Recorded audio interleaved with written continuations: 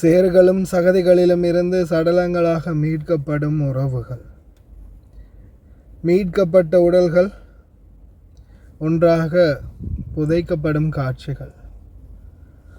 அஸ்ஸலாமு அலைக்கும் வரஹ்மத்துல்லாஹி வபரகாத்துஹு. அன்பார்ந்த அனைத்து உறவுகளுக்கும் இனிய மதிய வணக்கம். இப்போ ரீசண்டாக நடந்த ஹெலிகாப்டர் விபத்தில் பார்த்திங்கன்னா நிர்மல் சியம்பலாபிட்டிய எனப்படும் ஒரு கமாண்டர் ஒரு பைலட் உயிரிழந்திருந்தார். இந்த விபத்தில் மக்கள் ஓரமாக இருந்தாங்கன்னா இவர் காப்பாற்றப்பட்டிருக்கலாம், அந்த ஹெலிகாப்டர் தரையிறக்கப்பட்டிருக்கலாம். மக்கள் அந்த இடத்துல கூட்டமாக நின்றதால தான் ஹெலிகாப்டரை தரையிறக்க முடியாமல் போனது அப்படின்ற மாதிரி பலரும் தங்களுடைய கருத்துக்களையும் கோபங்களையும் இப்போ தெரிவிச்சுக்கிட்டு இருக்கிறாங்க. இந்த சம்பவம் பார்த்தீங்களா தெரியலை.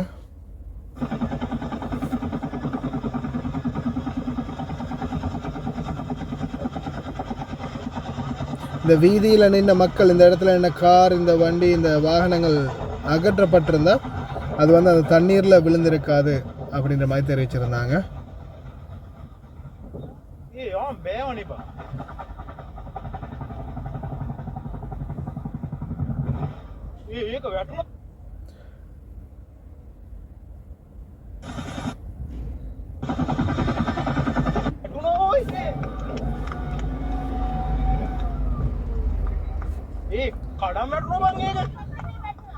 உடஞ்சி விழுந்துடுச்சு அப்படின்னு மக்கள் அந்த இடத்துல ஆரவாரமாகறாங்க. ஆனால் இந்த சந்தர்ப்பத்தில் இந்த மக்கள் அந்த இடத்துல நிற்காமல் போயிருந்தால் அந்த ஹெலிகாப்டர் இந்த மக்கள் நின்ற இடத்துலையே தரை இறக்கியிருக்கலாம் அப்படின்ற மாதிரி சிலரும் தெரிவிச்சிருந்தாங்க. அதே மாதிரி ஒருவர், அதாவது அந்த பைலட் மட்டும்தான் உயிரிழந்திருக்கார் நிர்மல் சியம்பலப்பிட்டிய.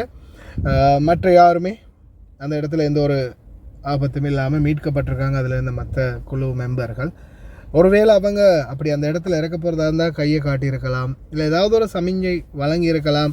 அப்படி எதுவும் இல்லாத பட்சத்தில் நாம் யாரையுமே குறக்கூட முடியாது. அது சந்தர்ப்பம், சூழ்நிலை. அவங்க அங்கே லேர்ன் பண்ணுறதுக்காக வரலை. ஒருவேளை அவங்க வரும்போது அந்த சந்தர்ப்பத்தில் விபத்தாகிருக்கலாம் அப்படின்னு தெரிவிச்சிருக்கிறாங்க. எது எப்படியோ ஒரு உயிர் பாரி போயிடுச்சு. மக்கள் அனைத்து விடயங்களையும் ஒரு என்ன சொல்கிறது, ஒரு புதினமாக பார்க்காம, அந்த இடத்துல நடக்கக்கூடிய ஒரு வியக்கத்தக்க விடயங்களாக பார்க்காம, இந்த சந்தர்ப்பத்தில் நாம் என்ன செய்ய முடியும், நம்மளால் என்ன செய்ய முடியும் அப்படின்றத மட்டும் முயற்சியுங்க. அதுவும் தன்னால் முடிந்தால் தன்னுடைய உயிரையும் பாதுகாத்து கொள்ளக்கூடிய சூழலாக இருந்தால் இறங்கி உதவி செய்யுங்க. ஏன்னா பலருமே இந்த இடங்களில் பார்த்திங்கன்னா உதவி செய்ய போன பலருமே உயிரிழந்திருக்கிறாங்க. உயிர்களை காப்பாற்றணும் அப்படின்னு நல்ல எண்ணத்தோட முயற்சி செய்த பலருமே உயிரிழந்திருக்கிறாங்க. இப்போதைக்கு வரைக்கும் பார்த்திங்கன்னா பல உடல்கள் தொடர்ந்தும் மீட்கப்பட்டு வருது. இந்த சந்தர்ப்பத்தில் எனக்கு இப்போ ரீசெண்டாக கிடைச்ச ஒரு வாய்ஸ் தகவல் ஒன்று இருந்துச்சு.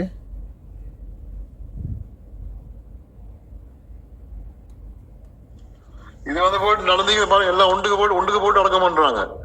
கொத்மலை கொத்மலை ரம்படகாம நடந்திருக்குது. இது போட்டு நாகசேதமாக போயிருக்கு.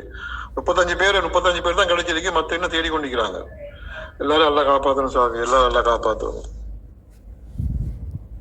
ஒரே லைன்ல இருந்து பல வீடுகள் மொத்தமாக போயிருக்கு. அதே மாதிரி இப்போ எனக்கு ரீசெண்டாக அனுப்பியிருந்த ஐயூப் சகோதரர் அனுப்பின வீடியோ தான் கம்பளையில்.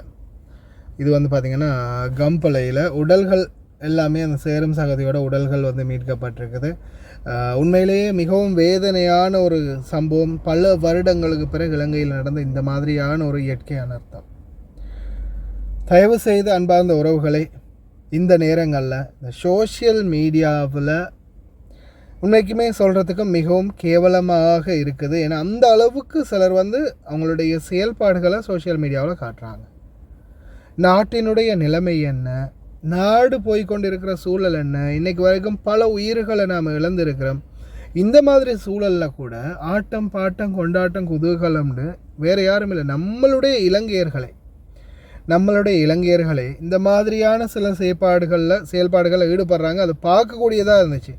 பார்க்கும்போதும் ரொம்பவும் வேதனையாக இருந்துச்சு. ஏன் எங்களுடைய நம்ம சனம் ஏன் இப்படி இருக்குது, நம்ம மக்களுக்கு தெரியாதா நாட்டில் என்ன நடக்குதுன்னு? தெரிஞ்சும் ஏன் இந்த மாதிரியான மிகவும் கீழ்த்தரமான செயல்பாடுகளில் ஈடுபடுறாங்க அப்படின்றத சொல்ல வார்த்தை இல்லை, மிகவும் வேதனையாக இருந்துச்சு. இந்த பாருங்கள், எனக்கு ஒரு வீடியோ ஒன்று ஒருத்தர் அனுப்பியிருந்தாங்க. சோஷியல் மீடியாவை திறந்தாலே எல்லாமே அதுதான் போயிட்டுருக்குது. டான்ஸும் ஆட்டமும் பாட்டமும் யூனிஃபார்மையும் போட்டுக்கிட்டு வெளிநாடுகளில் இருக்கிற நீங்கள் கொஞ்சம் மனசாட்சியோடு செயல்படுங்க. ஆட்டம் பாட்டம் குதூகலம் இல்லை. இந்த நேரத்தில் நம்மளுடைய உறவுகள் பல உயிர் இழந்திருக்காங்க, உடைமைகள் இழந்திருக்காங்க, எத்தனையோ விடயங்கள் இழந்திருக்கிறாங்க. இந்த மாதிரி சூழலில் ஆட்டம் பாட்டம் கொண்டாட்டத்தை தாண்டி நம்மளுடைய உறவுகளை பற்றி கொஞ்சம் சிந்திங்க. அவங்க போடக்கூடிய வீடியோக்களில் கூட பார்த்தீங்கன்னா கமெண்டில் பலருமே இதுதான் இப்போதைக்கு தேவையா, நாட்டு நிலைமை தெரியாதா அப்படின்ற மாதிரியும் பலர் கேள்வி கேட்டிருக்கிறாங்க. அதே மாதிரி இந்த நேரத்தில் தொடர்ந்து வாலண்டரியாக வந்து செயல்படக்கூடிய உதவி செய்யக்கூடிய அனைத்து நல்லுள்ளங்களுக்குமே ரொம்ப நன்றி. அதே மாதிரி இந்தியா பாகிஸ்தான் அதிகாரிகளுக்குமே எங்களுடைய மனமார்ந்த நன்றிகளை இந்த நேரத்தில் தெரிவித்துக் கொள்கிறோம். அதே மாதிரி தயவு செய்து கொஞ்சம் கண்ணியத்தோட மரியாதையோடையும் செயல்படுங்க. இந்த நேரம் எங்களுடைய நாட்டில் நடக்கக்கூடிய சூழல் மிகவும் வேதனைக்குரிய சூழல்.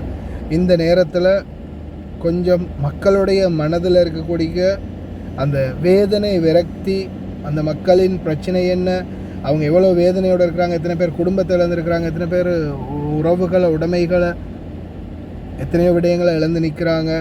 அவங்களுக்கு மரியாதை செய்யும் பட்சத்துலையாவது கொஞ்சம் கண்ணியத்தோடு நடந்துக்கோங்க சோஷியல் மீடியாவில் இருக்கக்கூடியவங்க.